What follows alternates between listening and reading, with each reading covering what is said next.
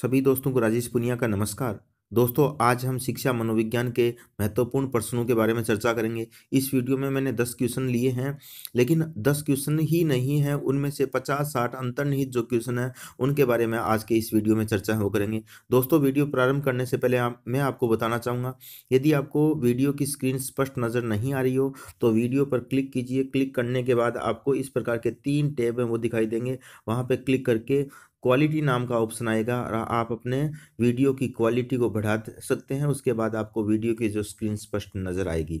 दोस्तों, इस वीडियो के डिस्क्रिप्शन में मैंने अभी तक जितने भी आपके फर्स्ट ग्रेड, सेकंड ग्रेड और रीट के एग्जाम के लिए जितने भी वीडियो बनाए हैं उनके लिंक डिस्क्रिप्शन में वो दिए हैं। आप वहाँ पे क्लिक है वो करके डिस्क्रिप्शन में जाके मेरे अन्य वीडियो को हैं वो देख सकते हैं। दोस्तों, इस वीडियो को लाइक है वो निश्चित रूप से कीजिएगा। यदि आप मेरे चैनल को पहली बार देख रहे हैं तो चैनल को सब्सक्राइब कर लीजिए और सब्सक्राइब करने के बाद आपको बेल आइकॉन है वो आएगा, उस बेल आइकॉन को निश्चित रूप से प्रेस है वो कर लीजिए और बेल आइकॉन को प्रेस करने के बाद जो भी मैं वीडियो डालूंगा आपको उसका तुरंत नोटिफिकेशन जो प्राप्त है वो हो जाएगा। तो दोस्तों, चर्चा है वो करते हैं आज के हम जो पहले क्वेश्चन पे। हमारा पहला क्वेश्चन है, वर्तमान में मनोविज्ञान अपनी किस अवस्था से गुजर रहा है? तो वर्तमान में मनोविज्ञान अपनी कौन सी अवस्था से गुजर रहा है? तो चौथी अवस्था से यानी चतुर्थ अवस्था से वो गुजर रहा है। तो ये चार अवस्था कौन कौन सी हो गई? यानी सबसे पहले मनोविज्ञान को क्या कहा गया था? आत्मा का विज्ञान कहा गया था। उसके बाद मनोविज्ञान को है वो आपके मन या मस्तिष्क का विज्ञान कहा गया था। उसके बाद मनोविज्ञान को चेतना का विज्ञान कहा गया था और उसके बाद मनोविज्ञान को व्यवहार का विज्ञान है वो कहा गया था। और वर्तमान में आत्मा का विज्ञान वाली अवस्था ये फैल जो है ये अमान्य हो चुकी है, ये परिभाषा अमान्य हो चुकी। दूसरी मन या मस्तिष्क के विज्ञान वाली परिभाषा वो भी अमान्य हो चुकी और तीसरी परिभाषा है वो चेतना के विज्ञान की दी गई, वो परिभाषा भी अमान्य हो गई। वर्तमान में कौन सी परिभाषा मान्य है?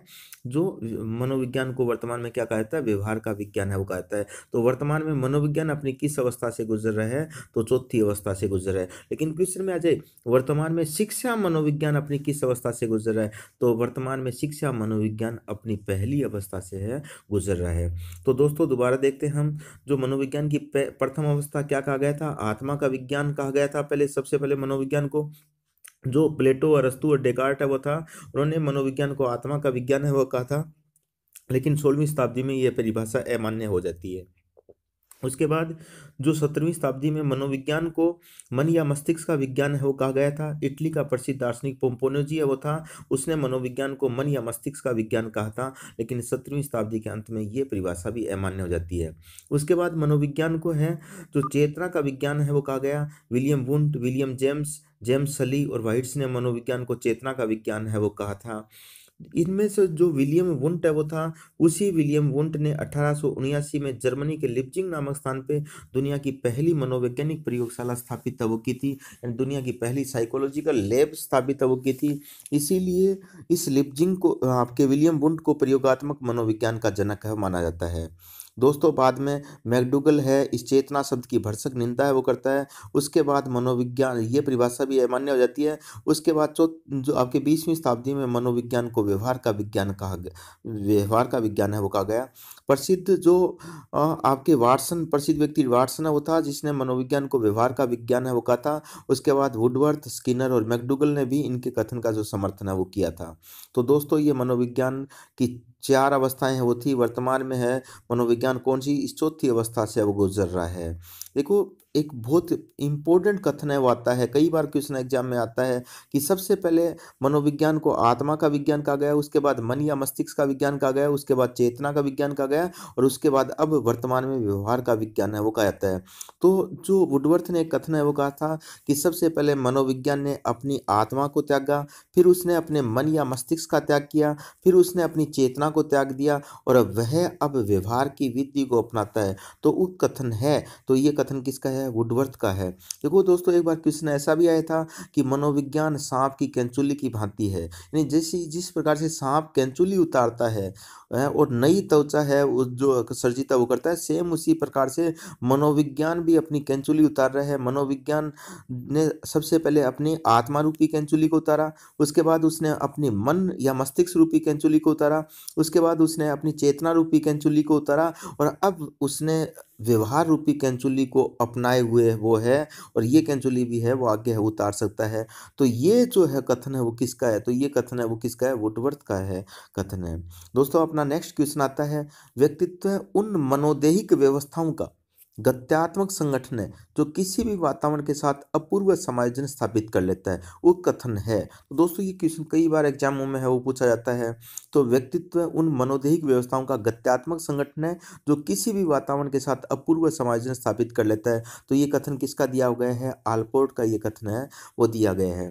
तो दोस्तों इस कथन के अंदर हम देखते हैं कि जो क्या बताया गया है, व्यक्तित्व उन मनोदैहिक व्यवस्थाओं यानी मनोदैहिक ये शब्द है वो स्वयं दो शब्दों से मिलके बना है, मन प्लस दैहिक।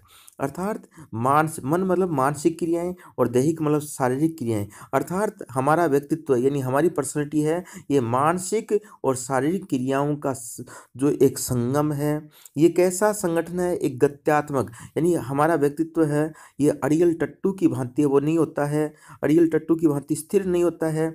हमारे व्यक्तित्व के अंदर समय के अनुसार, आवश्यकताओं के अनुसार, परिस्थितियों के अनुसार हम हमारे व्यक्तित्व में परिवर्तन करते रहते हैं। अर्थात व्यक्तित्व है वो कांस्टेंट नहीं होके एक प्रकार से डायनेमिक है वो होता है, यानी गत्यात्मक है वो होता है। ठीक है।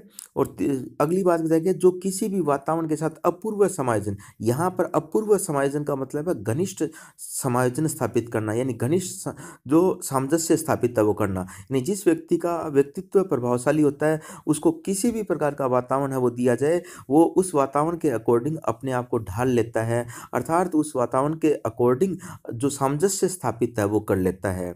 तो दोबारा देखिए, व्यक्तित्व उन यानी कह सकते हैं व्यक्तित्व उन मानसिक एवं शारीरिक क्रियाओं का एक गत्यात्मक संगठन होता है जो किसी भी वातावरण के साथ घनिष्ठ सामंजस्य स्थापित कर लेता है। तो ये परिभाषा वो किसने दी थी? आलपोर्ट ने है परिभाषा है वो दी थी। देखो आलपोर्ट ने अलग अलग मनोवैज्ञानिकों की 59 परिभाषाओं का अध्ययन वो किया, और उस 59 परिभाषाओं का अध्ययन करने के बाद अपनी ये नई परिभाषा वो दी थी जो बहुत इंपॉर्टेंट जो है एग्जाम में कई बार पूछी जाती है। ये वेलेंटाइन है। इस वेलेंटाइन ने कहा था कि व्यक्तित्व जन्मजात एवं अर्जित गुणों का योग होता है। यानी हमारे व्यक्तित्व में कुछ गुण क्या होते हैं? जन्मजात होते हैं, और कुछ गुण हैं वो क्या होते हैं? अर्जित होते हैं। तो व्यक्तित्व जन्मजात एवं अर्जित गुणों का योग होता है, ये बात किसने कही थी? वेलेंटाइन ने हो गई थी। वही वेलेंटाइन जिसे प्रेम का पुजारी कहा जाता है, प्रेम का देवता है वो कहा जाता है, एक बहुत बड़ा दार्शनिक है वो था। इसके सम्मान में ही आपके जो 14 फरवरी को वेलेंटाइन डे है वो मनाया जाता है। तो देखिए दोस्तों अगला अपना जो क्वेश्चन आता है कि व्यक्तित्व का सर्वाधिक लोकप्रिय वर्गीकरण किसने दिया था? तो व्यक्तित्व के अलग अलग वर्गीकरण वो दिए हैं। कोई शेल्डन ने वो दिया है, कोई स्प्रेंगर ने दिया, कोई जो कपिल मुन्नी ने दिया, कोई जो फ्रेडमैन रोजमैन ने वो दिया, या कोई कोल जुंग ने व्यक्तित्व का वर्गीकरण वो दिया। उनमें से सबसे प्रभावशाली व्यक्तित्व का वर्गीकरण किसका माना जाता है? तो कोल जुंग ने जो व्यक्तित्व का वर्गीकरण है वो दिया था, वो सर्वाधिक प्रभावशाली जो वर्गीकरण है वो माना जाता है। देखो दोस्तों कौन कौन से वर्गीकरण हैं, जैसे शेल्डन है वो था। इस शेल्डन ने शारीरिक बनावट के आधार पर बताया कि व्यक्तित्व 3 प्रकार का होता है, यानी शारीरिक संरचना के आधार पर व्यक्तित्व के 3 प्रकार बताए थे। एक तो गोलाकार, एक आयताकार, एक लंबाकार। नेक्स्ट वीडियो के अंदर हम इनकी डिटेल से चर्चा हो करेंगे। कपिल मुन्नी जिसने दर्शन के आधार पे है वो व्यक्तित्व के 3 प्रकार बताए थे, सतोगुणी, रजोगुणी और तमोगुणी। ये व्यक्तित्व के 3 प्रकार हैं बताए थे। देखो कपिल मुन्नी वो था, उसने सांख्य दर्शन है वो लिखा था, और उस सांख्य दर्शन में दर्शन के आधार पर व्यक्तित्व के 3 प्रकार बताए थे।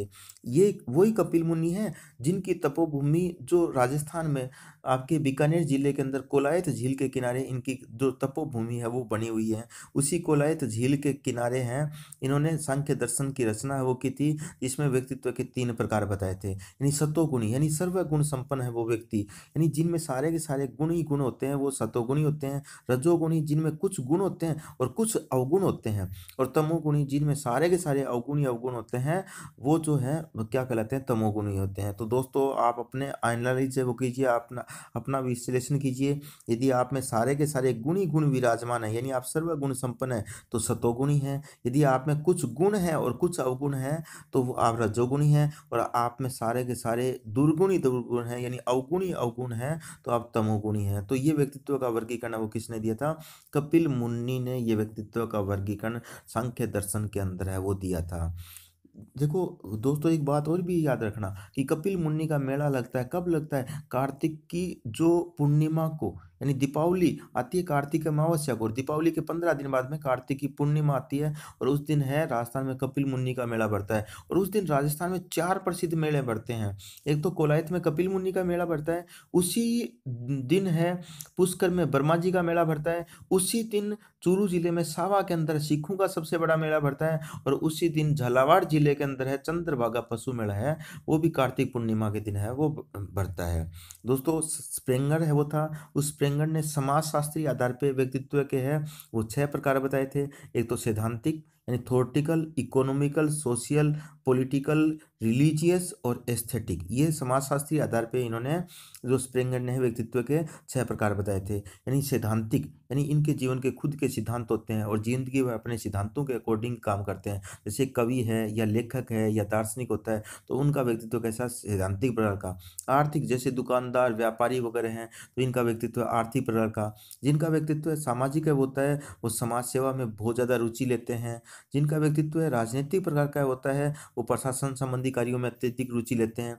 जिनका व्यक्तित्व धार्मिक प्रकार का होता है, वो धर्म संबंधी कार्यों के अंदर, जैसे आपके जो भक्त है या पुजारी वगैरह है, तो उनका व्यक्तित्व धार्मिक प्रकार का होता है। और जिनका व्यक्तित्व सौंदर्यात्मक प्रकार का होता है, वो अच्छे मूर्तिकार होते हैं, अच्छे चित्रकार होते हैं, अच्छे उपन्यासकार हैं वो होते हैं।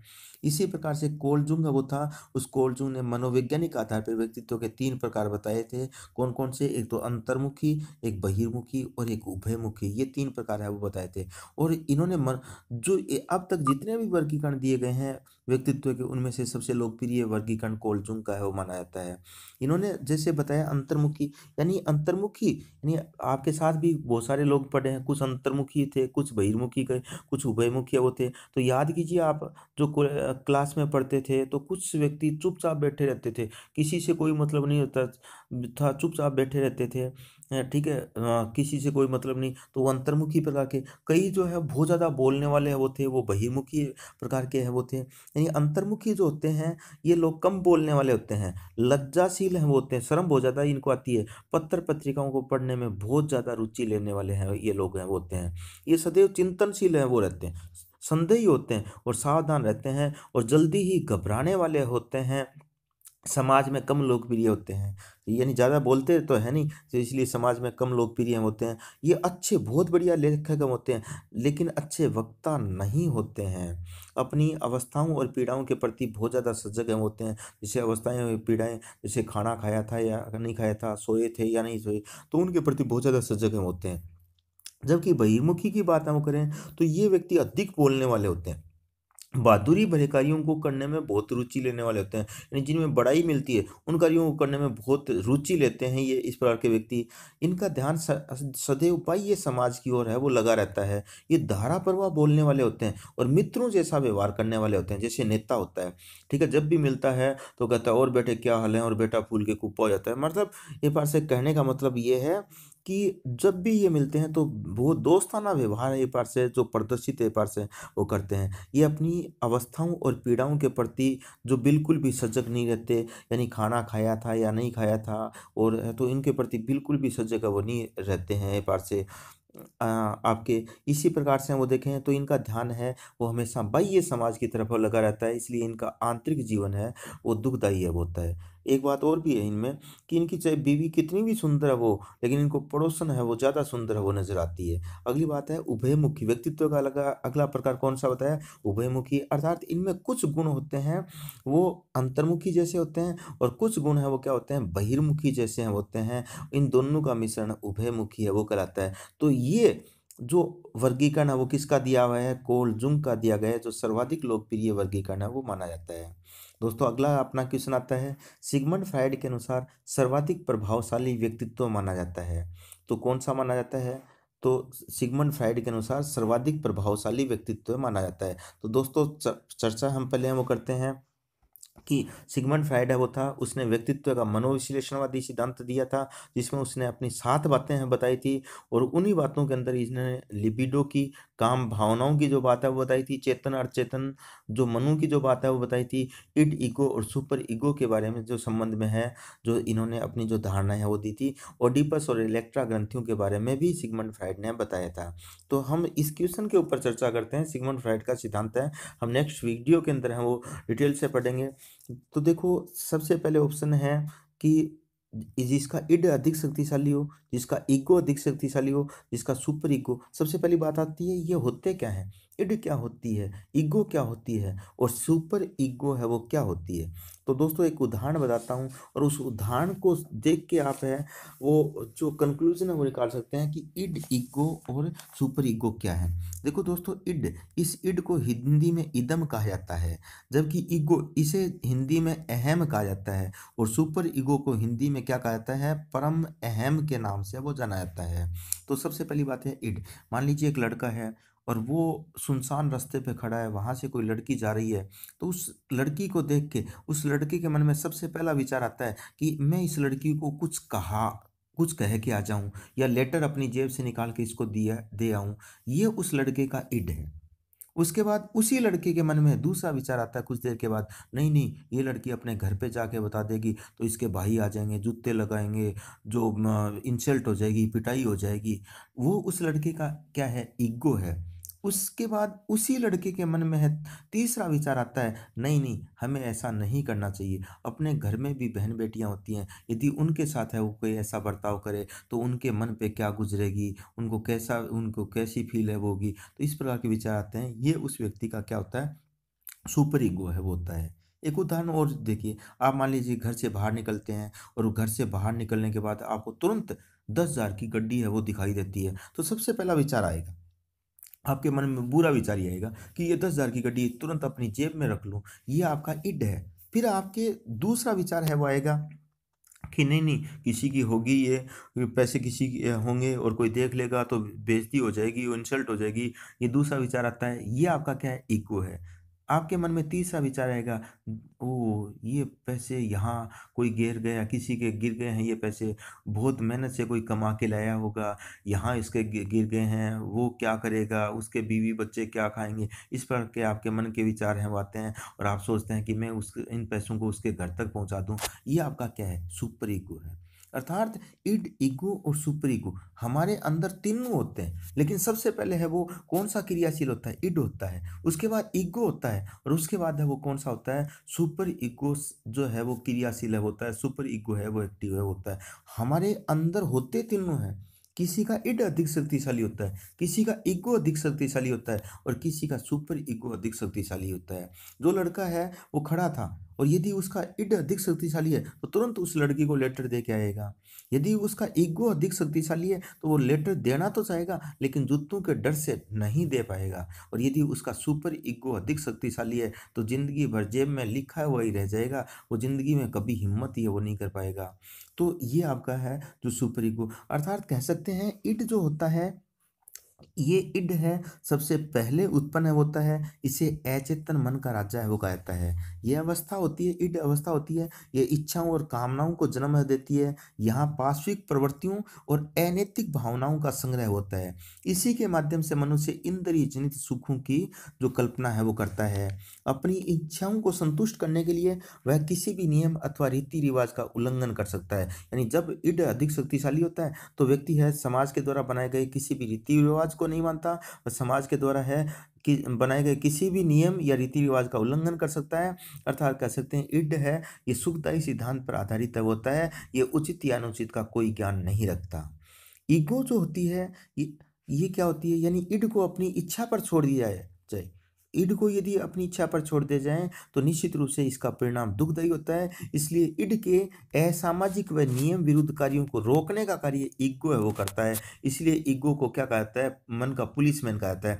जैसे समाज में हम अनैतिक कार्य तो करते हैं लेकिन किसके डर से, यानी पुलिस के डर से है वो नहीं करते हैं। तो सेम इसी प्रकार से है, ये ईगो हमारे पुलिसमैन का कार्य वो करता है। इसे चेतन मन का स्वामी तथा हमारे मन का मुख्य शासक या प्रशासक वो कहता है। देखो सुपर ईगो होती है, ये अवस्था अपने सबसे अंत में विकसित होती है। ठीक है, ये व्यक्ति का नैतिक एवं चारित्रिक पक्ष होता है। ये वास्तविकता की परवाह नहीं करता और केवल कोरी आदर्शवादिता की बातें हैं वो करता है। तो देखो सिगमंड फ्राइड है वो था, उसने अपने मनोविश्लेषणवादी सिद्धांत में 7 बातें बताई थी। वो 7 बातों में से दूसरी बात उसने बताई थी कि व्यक्ति का व्यवहार अनेक चालक तंतुओं के द्वारा या अनेक प्रेरणापुंजों के द्वारा है प्रभावित होता है और उनमें से सबसे प्रभावी प्रेरणापुंज जो व्यक्तित्व को प्रभावित करता है वो व्यक्ति की काम भावनाएं होती हैं। और जो व्यक्ति अपनी काम भावनाओं को संतुष्ट कर पाता है वो तो जिंदगी के अंदर है समायोजित तरीके से रहता है। जो अपनी काम भावनाओं को संतुष्ट नहीं कर पाता वो आसाराम बापू की तरह अनैतिक कार्य करके अपने जीवन को है वो दुखदायी परिस्थितियों के अंदर है वो ढाल लेता है पार से। तो देखो दोस्तों, सुपर ईगो अधिक शक्तिशाली होगी तो व्यक्ति नैतिकता और चारित्रिकता में जाता रहेगा, वह वास्तविकता की परवाह नहीं करेगा। प्रत्येक व्यक्ति में काम प्रवृत्ति होती है और वह अपनी काम प्रवृत्ति नैतिकता के चक्कर में अपनी काम प्रवृत्ति को संतुष्ट नहीं कर पाएगा। और काम प्रवृत्ति को संतुष्ट नहीं कर पाएगा, अपनी काम प्रवृत्ति को जितना ज़्यादा दबाएगा उतनी ही ज़्यादा काम भावनाएं हैं वो ज़्यादा हैं वो बढ़ेंगी और एक दिन है वो विक्षिप्त इन्हीं काम भावनाओं के कारण से वो विक्षिप्त अवस्था के अंदर वो चला जाएगा और विक्षिप्त अवस्था में जाके वो अनैतिक कार्य करेगा। दोस्तों, एक 20 साल का लड़का है, एक 60 साल का व्यक्ति है, कौन सा ज़्यादा अनैतिक काम करने के ज़्यादा चांस रहते हैं? 20 साल वाला लड़का ज़्यादा गलत कार्य कर सकता है या 60 साल वाला व्यक्ति है? तो दोस्तों 60 साल वाला व्यक्ति ज़्यादा अनैतिक कार्य कर सकता है, क्योंकि वह जो सुपर ईगो के अंदर वो रहता है तो वह अपनी काम भावनाओं को संतुष्ट नहीं कर पाता और धीरे धीरे है वह इसी कारण से विक्षिप्त अवस्था में चला जाता है और इसी विक्षिप्त अवस्था के कारण से वह अनैतिक कार्य है वो करता है। ठीक है, और वो अनैतिक कार्यों का परिणाम है वो दुखदाई होता है। तो यदि ईड अधिक शक्तिशाली होगा तो भी व्यक्ति है वो गलत कार्य करेगा। सुपर ईगो अधिक शक्तिशाली होगा तो विक्षिप्त अवस्था में चला जाएगा और उसके कारण से है और ज़्यादा है वो अनैतिक कार्य करेगा। तो सबसे सिगमंड फ्राइड के अनुसार सर्वाधिक प्रभावशाली व्यक्तित्व किसका माना गया है? जिसका ईगो अधिक शक्तिशाली हो उसका प्रभावशाली व्यक्तित्व माना गया है। दोस्तों, अगला अपना क्वेश्चन आता है कि अधिगम का बंद सिद्धांत वो किसने दिया था? तो दोस्तों, आपके अमेरिका का मनोवैज्ञानिक है वो था थॉर्नडाइक और उस अमेरिका के मनोवैज्ञानिक थॉर्नडाइक ने अधिगम का बंद सिद्धांत वो दिया था। ये इसी थॉर्नडाइक को पशु मनोविज्ञान का पिता है वो कहा जाता है। इसी थॉर्नडाइक को प्रथम शैक्षिक मनोवैज्ञानिक के नाम से वो जाना जाता है। इसने भूखी बिल्ली के ऊपर अपने प्रयोग वो किए थे। इसने उद्दीपक के रूप में मछली का टुकड़ा है वो लिया था, अर्थात उसने है एक पिंजरा लिया और उस पिंजरे के यहाँ पे है वो एक जो आपके दरवाजा है वो था, यहाँ पे लीवर लगा था। जैसे ही लीवर के ऊपर पैर पड़ता तो ये दरवाजा खुल जाता। बाहर इसने है मछली का टुकड़ा रख दिया, बिल्ली को यहाँ पिंजरे के अंदर बंद रखा। बिल्ली है भूखी होती है और जैसे ही उसको मछली का टुकड़ा दिखाई देता है, मांस का टुकड़ा दिखाई देता है, वह इस मांस के टुकड़े को प्राप्त करने के लिए तरह तरह के प्रयत्न करती है। उन प्रयत्नों के परिणाम स्वरूप उसका पैर इस लीवर पर जाके लगता है और दरवाजा खुल जाता है और वह जो मछली के टुकड़े को खा के अपनी भूख शांता वो कर लेती है। अर्थात मछली जो इसको दिखती है, अर्थात भूखी बिल्ली को जब उद्दीपक दिखता है तो उस उद्दीपक को देख के वह अनुक्रिया पाठ से वो करती है। तो देखो इसने ये जो प्रयोग है वो क्या था, इसी के जो प्रयोग को या इसी थॉर्नडाइक के इसी सिद्धांत को कई नामों से जाना जाता है। आपको सारे नाम याद है वो रखने हैं। किस किस नाम से जाना जाता है? इसे ही प्रयास व त्रुटि का सिद्धांत कहा जाता है, इसे ही प्रयत्न व भूल का सिद्धांत कहा जाता है, इसे ही संबंधवाद का सिद्धांत कहा जाता है, इसे ही उद्दीपक अनुक्रिया का सिद्धांत कहा जाता है, इसे ही एसार्थोरी के नाम से जाना जाता है और इसे ही संयोजनवाद के सिद्धांत के नाम से जाना जाता है। यानी एक ही सिद्धांत है और उसी सिद्धांत को अलग अलग नामों से जाना जाता है और इसे ही अधिगम की बॉन्ड थ्योरी यानी बंद सिद्धांत के नाम से जानते हैं। तो ये सिद्धांत वो किसके द्वारा दिया गया है? थॉर्नडाइक के द्वारा वो दिया गया। अगला अपना क्वेश्चन आता है, अभिकर्मित अनुदेशन निम्न में से किसके सिद्धांत पर आधारित है? तो अभिकर्मित अनुदेशन यानी प्रोग्राम्ड इंस्ट्रक्शन है वो किसके सिद्धांत पर आधारित है? तो अभिकर्मित अनुदेशन होता है ये स्किनर के सिद्धांत पर आधारित है। तो दोस्तों, अभिकर्मित अनुदेशन क्या होता है? अभिकर्मित अनुदेशन जो होता है उसके अंदर पढ़ाई जाने वाली सामग्री को छोटे छोटे पदों में विभक्त वो किया जाता है और उन छोटे छोटे पदों को फ्रेम के नाम से जाना जाता है। इसमें विद्यार्थी बिना शिक्षक की सहायता से, अभिकर्मित अनुदेशन में बिना शिक्षक की सहायता से कंप्यूटर के माध्यम से बच्चा है वो सीखता है और साथ साथ में अपना मूल्यांकन भी है वो साथ साथ में है वो करता रहता है और साथ साथ में उसको तुरंत पुनर्वलन भी है वो मिलता रहता है बार से। तो दोस्तों, अभिकर्मित अनुदेशन जो होता है ये अभिकर्मित अनुदेशन किसके सिद्धांत पर आधारित है? स्किनर के सिद्धांत पर आधारित है। स्किनर ने है आपके जो सफेद चूहे और कबूतर के ऊपर है वो प्रयोग करके क्रिया प्रसूत अधिगम का सिद्धांत दिया था, या कह सकते हैं सक्रिय अनुबंधन का सिद्धांत दिया था, या कह सकते हैं साधनात्मक अनुबंधन का सिद्धांत दिया था, या कह सकते हैं क्रिया प्रसूत अनुबंधन का सिद्धांत, यानी एक ही सिद्धांत है और ये सिद्धांत वो दिया था। ठीक है। और इसी सिद्धांत के ऊपर है ये अभिकर्मित अनुदेशन आधारित है, जिसमें बच्चा बिना शिक्षक की सहायता से अपनी स्व गति से वो सीखता रहता है। जिसकी बच्चे की तेज गति होती है वो तेजी के साथ सीखता है, जिस बच्चे की धीरे गति होती है वो धीरे धीरे सीखता रहता है, और साथ साथ में उस बच्चा अपना मूल्यांकन भी है वो करता रहता है, और साथ साथ में बच्चे को पुनर्बलन भी एक बार से जो है मिलता रहता है। तो उसके पढ़ने की गति में है बहुत ज़्यादा है वो तेजी से वृद्धि होती है।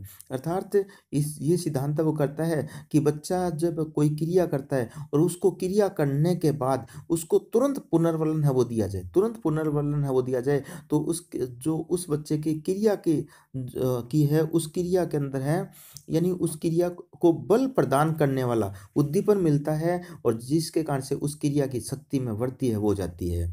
तो दोस्तों इसी प्रकार से माइक्रो टीचिंग यानी सूक्ष्म शिक्षण, आपने है माइक्रो टीचिंग बीएड वगैरह की है, तो आपने ब्लॉक टीचिंग भी है वो की है, माइक्रो टीचिंग भी है वो की है। तो माइक्रो टीचिंग यानी सूक्ष्म शिक्षण है वो जो है वो भी किस पर आधारित है, वो भी स्किनर के सिद्धांत पर ही आधारित है। तो दोस्तों ये दोनों क्वेश्चन बहुत इंपॉर्टेंट है। अभिकर्मित अनुदेशन और माइक्रो टीचिंग ये दोनों हैं आपके दोनों के दोनों हैं वो स्किनर के सिद्धांत पर आधारित है। माइक्रो टीचिंग आपको याद कीजिए, आप जब लेसन देने गए थे उस लेसन से पहले, लेसन देने से पहले आपको है वो अपने सहपाठियों के बीच के अपने सहपाठियों के कुछ ग्रुप बना के माइक्रो टीचिंग है वो करवाई गई थी। उस माइक्रो टीचिंग में आपने है वो पढ़ाया था। ठीक है, आपके सामने आपके ही जो कुछ क्लासमेट ही बैठे थे, बीएड के स्टूडेंट ही है वो आपके क्लासमेट ही है वो बैठे थे। ठीक है, आपके जो आपने है वो जो भी क्रिया प्रदर्शित की, तो उसके बाद उन्होंने जो इस प्रकार के वाह वाह बहुत अच्छा लाजवाब इस प्रकार के शब्दों का प्रयोग करके आपका हौसला बढ़ाया था, आपका मोटिवेशन है वो दिया था, आपको पुनर्वन वो प्रदान है वो किया था। तो ये माइक्रो टीचिंग है किस सिद्धांत पर आधारित है, अभिकर्मित अनुदेशन आपके सॉरी स्किनर के सिद्धांत पर आधारित है। इसी सिद्धांत पर अभिकर्मित अनुदेशन आधारित है। दोस्तों अपना अगला क्वेश्चन आता है, सबसे अच्छा अधिगम वक्र माना जाता है, यानी बहुत इंपॉर्टेंट क्वेश्चन है, सबसे अच्छा अधिगम वक्र माना जाता है। तो दोस्तों सबसे पहले तो चर्चा करते हैं कि अधिगम वक्र क्या होता है। यानी अधिगम वक्र क्या होता है, यानी सीखने की मात्रा, सीखने की गति और उन्नति को ग्राफ के द्वारा दर्शाते हैं, उसे ही अधिगम वक्र के नाम से जानते हैं। तो देखिए बच्चे की सीखने की मात्रा, बच्चे की सीखने की गति कैसी है, बच्चा सीखने में क्या उन्नति कर रहा है, उन सारों को ग्राफ पर प्रदर्शित करना ही क्या कहलाता है, अधिगम वक्र कहलाता है। और ये अधिगम वक्र हैं, ये चार प्रकार के होते हैं। कौन कौन से, एक तो सरल रेखीय वक्र, एक सकारात्मक जिसे धनात्मक या उन्नतोत्तर अधिगम वक्र कहते हैं, तीसरा नकारात्मक या ऋणात्मक या नतोत्तर अधिगम वक्र होता है, और चौथा आपके मिश्रित सर्पिलाकार या असाकृति का अधिगम वक्र होता है। ये चार प्रकार के अधिगम वक्र होते हैं। ये कौन सा है, ये सरल रेखीय वक्र है। ये कैसा है, ये आपके जो उन्नतोत्तर या सकारात्मक अधिगम वक्र है, ये आपके नतोत्तर यह नकारात्मक अधिगम वक्र है, और ये इस प्रकार का है, ये आपके सर्पिलाकार या असाकृति का या मिश्रित अधिगम वक्र है। ये अधिगम वक्र चार प्रकार के होते हैं। देखिए पहला सरल रेखीय वक्र है, इसमें अधिगम की मात्रा और समय के बीच में ग्राफ है वो खींचा जाता है, तो एक सीधी रेखा प्राप्त होती है। इसका मतलब है सीखने की गति एक समान रहती है। तो यदि बच्चे की सीखने की गति एक समान है तो कैसा अधिगम वक्र होगा, सरल रेखीय वक्र होगा। सकारात्मक वक्र में क्या होता है, शुरुआत में धीमी गति से बच्चा सीखता है, शुरुआत में धीमी गति से, और बाद में उसके सीखने की गति है वो तेज हो जाती है। और इसी अधिगम वक्र को सबसे अधिक अच्छा माना जाता है, जिसमें शुरुआत में बच्चे की सीखने की गति कम होती है और उसके बाद है वो तेजी के साथ बच्चा है वो सीखता है। तो सर्वश्रेष्ठ अधिगम वक्र ये माना जाता है। तीसरा नकारात्मक या नतोदर अधिगम वक्र, ये क्या होता है, इसमें आरंभ में बच्चे की सीखने की गति है वो तेज होती है, लेकिन बाद में प्रेरणा के अभाव में, अभी प्रेरणा के अभाव में है सीखने की गति है वो धीमी हो जाती है, तो वो नतोदर अधिगम वक्र होता है। और चौथा है, इसमें आरंभ में जो धीमी गति होती है, मध्य में तेज गति हो जाती है, और अंत में भी बाद में है वो धीमी गति है वो सीखने की हो जाती है। तो ये मिश्रित या ऐसा आकृति का अधिगम वक्र होता है। इसमें से है सबसे अच्छा कौन सा माना जाता है, ये सकारात्मक यानी उन्नतोत्तर अधिगम वक्र है, वो आपके सबसे अधिक अच्छा है वो माना जाता है। अगला क्वेश्चन है, डिसलेक्सिया का संबंध है, बहुत इंपॉर्टेंट क्वेश्चन है, कई बार एग्जाम में है वो आते हैं। डिसलेक्सिया क्या है? तो डिसलेक्सिया का संबंध है, तो डिसलेक्सिया क्या होता है? यानी पढ़ने संबंधी दोष है होता है। दोस्तों ये 4 प्रकार के यहाँ पे दोष हैं वो दिए गए हैं, बहुत इंपॉर्टेंट है। एक तो होता है डिस्ग्रेफिया, यानी स्पेसिफिक राइटिंग डिसऑर्डर, यानी विशिष्ट लेखन संबंधी विकार। ठीक है, यानी जो लर्निंग डिसऑर्डर होते हैं ये 4 प्रकार के होते हैं: डिस्ग्रेफिया, डिसलेक्सिया या डिस्कैकुलिया या डिस्प्रेक्सिया। इन्हें अधिगम व्यतिक्रम भी कहते हैं, या अधिगम दोष भी कहते हैं, या अधिगम विकार भी कहते हैं, या अधिगम अक्षमता के नाम से भी जानते हैं। तो इसमें डिस्ग्रेफिया क्या होता है? राइटिंग डिसऑर्डर होता है। डिसलेक्सिया क्या होता है? रीडिंग डिसऑर्डर होता है। डिस्कैकुलिया, केकुलिया केकुलिया के कैलकुलेशन शब्द से, यानी कैलकुलेशन यानी गणना, और गणना किस में करते हैं? गणित में करते हैं। तो डिस्कैकुलिया ये अर्थमेटिक यानी अंकगणितीय डिसऑर्डर होता है। और डिस्पेक्सिया ये तीनों का मिश्रण, यानी राइटिंग, रीडिंग और मैथमेटिकल तीनों डिसऑर्डर होते हैं, तो उसे डिस्पेक्सिया के नाम से वो जानते हैं। तो पहला है स्पेसिफिक राइटिंग डिसऑर्डर, यानी लिखने संबंधी विकार होता है, लिखने संबंधी दोष होता है। दूसरा डिसलेक्सिया यानी स्पेसिफिक रीडिंग डिसऑर्डर, यानी पठन या वाचन संबंधी विकार होता है। और अगला है डिस्कैकुलिया, यानी स्पेसिफिक अर्थमेटिक डिसऑर्डर होता है, यानी विशिष्ट गणितीय या अंकगणितीय विकार होता है। और डिस्प्रेक्सिया ये स्पेसिफिक राइटिंग, रीडिंग और मैथमेटिकल यानी तीनों विकार इसके अंतर्गत आते हैं, वो आते हैं। दोस्तों अगला क्वेश्चन है, यदि आपकी कक्षा का बच्चा है, एक बच्चा है आपकी कक्षा का, और वो सी को डी पढ़ रहा है और डी को सी लिखे, या जो पढ़े यानी उल्टा पढ़े, सी को डी और डी को सी है वो पढ़े या लिखे, तो वह कौन से रोग से पीड़ित है? तो दोस्तों 4 रोग हैं: मलेरिया, टाइफाइड, एड्स और डिसलेक्सिया। तो मलेरिया ये तो है प्लाज्मोडियम के कारण से होता है। प्लाज्मोडियम एक प्रोटोजोआ है, और इस प्रोटोजोआ के कारण से ये मलेरिया होता है। मादा एनोफिलीज मच्छर इसका वाहक होता है, तो बायोलॉजिकल बीमारी हो गई है। टाइफाइड ये साल्मोनेला टाइफी नामक जीवाणु के कारण से होता है। एड्स ये HIV वायरस के कारण से होती है। और डिसलेक्सिया ये आपका अधिगम दोष है, अधिगम विकार है। डिसलेक्सिया के अंदर है वो क्या होता है? यानी डिसलेक्सिया के अंदर है वो पढ़ने संबंधी या वाचन संबंधी विकार है वो होता है। यानी बच्चा सी को डी पढ़ता है, डी को सी पढ़ता है, तो वो पठन संबंधी विकार यानी वाचन संबंधी विकार, या कह सकते हैं रीडिंग डिसऑर्डर है वो होता है। तो इसका सही आंसर क्या होगा? डिसलेक्सिया इसका सही आंसर है वो होगा। अगला अपना है, किस विकार में कम आयु में वृद्धावस्था के लक्षण दिखाई देते हैं? यानी छोटी सी आयु में वृद्धावस्था के लक्षण है वो दिखाई देते हैं, वो क्या होता है? देखो चारों ऑप्शन पे चर्चा करते हैं। पहला है बुलिमिया विकार, अर्थात भोजन ग्रहण करने संबंधी विकार होता है, उसे बुलिमिया विकार कहते हैं। कई बार क्वेश्चन आता है भोजन ग्रहण करने संबंधी विकार कौन सा है? तो भोजन ग्रहण करने संबंधी विकार कौन सा है? बुलिमिया विकार है। अगला डिस्मोर्फिया, अर्थात अपने शरीर के अंगों को छोटा या अविकसित होने का भ्रम होता है। यानी व्यक्ति को डिस्मोर्फिया यानी मोर्फोलॉजी, यानी अपने, यानी उसको लगता है कि मेरा ये अंग छोटा है, ठीक है, या उससे भ्रम है विकसित, उसमें भ्रम विकसित हो जाता है कि ये मेरा अंग है वो छोटा है और है, तो इस प्रकार का विकार है वो क्या कहलाता है? डिस्मोर्फिया कहलाता है। डिस्थीमिया यानी ये तो गंभीर तनाव की, बहुत ज़्यादा डिप्रेशन की, गंभीर तनाव की, बहुत ज़्यादा स्ट्रेस की अवस्था है, होती है डिस्थीमिया। और अगला है प्रोजेरिया विकार, ये इस प्रोजेरिया विकार के अंदर कम आयु के अंदर ये वृद्धावस्था के लक्षण दिखाई देते हैं। दोस्तों यदि आपने पा मूवी देखी है, तो पा मूवी के अंदर अमिताभ बच्चन है वो की मूवी है, इसमें अमिताभ बच्चन है वो देखा है, तो उसमें छोटा सा बच्चा अमिताभ बच्चन को दिखाया गया है, और उसमें वृद्धावस्था के लक्षण है वो दिखाई है वो देते हैं। तो ये कौन सा विकार है? ये कौन सा विकार है? तो प्रोजेरिया विकार है। तो दोस्तों धन्यवाद। इसी प्रकार से मैं आपके लिए है वो साइकोलॉजी से रिलेटेड सारे के सारे पहले कुछ क्वेश्चनों के वीडियो लेके आऊँगा, और उसके बाद डिटेल से प्रत्येक टॉपिक के वीडियो हैं वो लेके आऊँगा। दोस्तों निश्चित रूप से मेरे वीडियो को है वो लाइक कीजिएगा, मेरे चैनल को सब्सक्राइब कर लीजिए। सब्सक्राइब करने के बाद जो बेल आइकन आता है उस बेल आइकन को प्रेस सब कर लीजिए, आपको तुरंत है वीडियो का, जो भी वीडियो डालूंगा उसका तुरंत नोटिफिकेशन प्राप्त हो जाएगा। दोस्तों आपको वीडियो कैसा है वो लगा, कमेंट बॉक्स में कमेंट है वो जरूर है वो कीजिएगा दोस्तों। धन्यवाद दोस्तों।